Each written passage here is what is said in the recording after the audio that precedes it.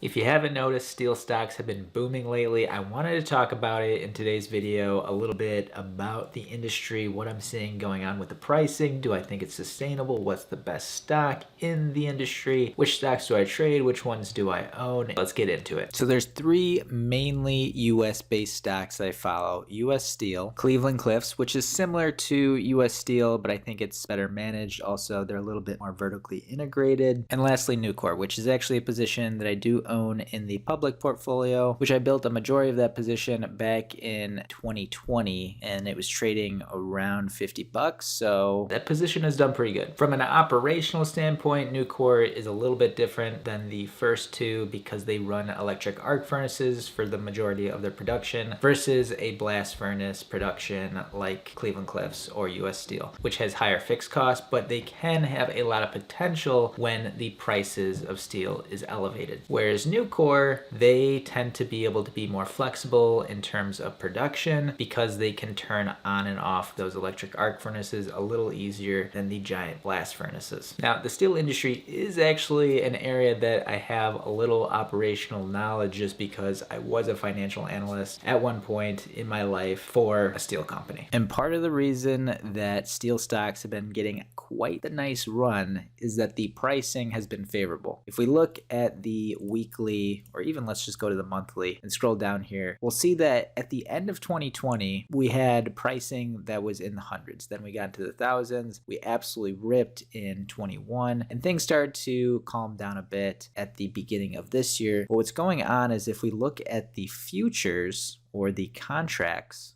in the future, we actually have higher prices, which is interesting because they were on the downtrend until a couple weeks ago. So what changed? If you look at steel production by country across the world, China takes number one. They are the dominant player. So if China changes their production, that can have a pretty big ripple effect. Russia, being the fifth biggest producer right behind the United States, also can have an impact if all of a sudden all of this production is taken out of supply in a quick manner. That is what sanctions are doing. And back to the futures, you see that. You see a bump in the price for a few months, and then once the supply issue and kind of the shock of that calms down, you start to see more normal backwardation where the price of the futures starts to go down. Also, with the increase in commodity pricing across the board, and especially energy, a lot of steel products go into the production of these other commodities. But even at the $1,200 level for hot roll, I know these companies are still extremely profitable. Before we jump into those valuations, let's talk about the sponsor of today's video, iTrustCapital, which is an alternative investment IRA, which allows you to invest in different cryptocurrencies or even other commodities like gold or silver. And the sweet thing about using an IRA or a Roth IRA is you do get tax advantages when using that account to buy those types of assets. So whether it's a Roth IRA and not having to pay taxes when you withdraw it during retirement, or if you use a traditional IRA, well then you can deduct that amount of contribution off your taxes when it's time to file. But if you happen to be an investor in stocks as well as crypto and didn't even know that exists,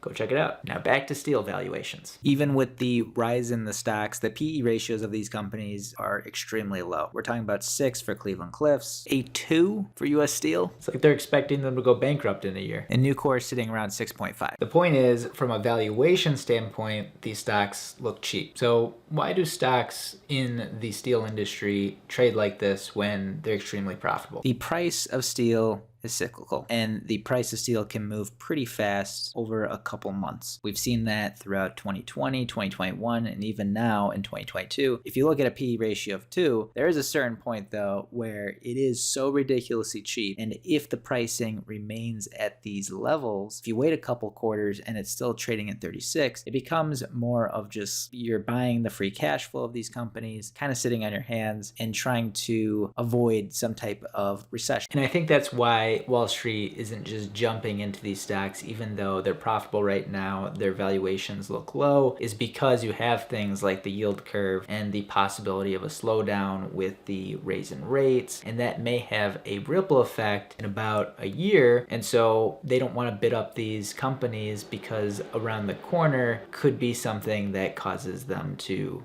crash in value. What I tend to do with these stocks is look at something like the price to sales ratio, which I prefer to use in something that's a little bit more cyclical. And so let's take a look at something like Nucor. Looking at the historical range for something like Nucor, we see that the ratio is traded between around 0.4 to around 1 over the years. Recently, it has gone above 1, and part of the reason is because of that higher futures pricing for hot roll. But as these quarters roll by and these earnings come in, these higher revenues come in, these price to sales ratios all of a sudden bounce back below 1. If the price to sales ratio of Nucor shot up to 1.5, 2, something like that, that's way outside of the historical range, that's where I would look at the valuation metric and say, okay, maybe it's time to trim this position a little bit just because it's gotten a little ahead of itself. You might also be asking, why do I own Nucor and not any of the other companies? It's definitely a preference for their business model over something like US Steel and Cleveland Cliffs. If I'm trading on the short term, I would want to trade Cleveland Cliffs or US Steel just because I think they're a little bit more leveraged. Something like US Steel actually has a short interest. The valuations seem a little bit more suppressed, but Nucor has a little bit of a premium because I think their management has proven that even through the downfalls, their business model, they still have a certain amount of margin. They're still making money no matter what. They've returned capital to shareholders via buybacks and dividends. They fortify the balance sheet. Overall, Nucor is a very well managed company. So that's why if I look at an investing standpoint on a steel company, I'd rather go into something like Nucor. Well, I already talked about the supply side as well as the possible slowdown in the economy. One good thing for the steel industry is the infrastructure bill, which should add demand to steel and its products for the next 5 years. I'll finish up this video by saying in the short term, I think steel stocks are probably a little overheated, but if there is a pullback, I would want to trade them in the short term to the upside, something like Cleveland Cliffs, something like US Steel. And then from a long-term investing perspective, I'm more of a holder right now, and I would only trim if the valuation metrics got really elevated. If you guys did enjoy the video, make sure to hit that like button as well as consider subscribing to Main Street Wolf where we talk investing, anything to do with money. Thanks guys for watching and have a great day.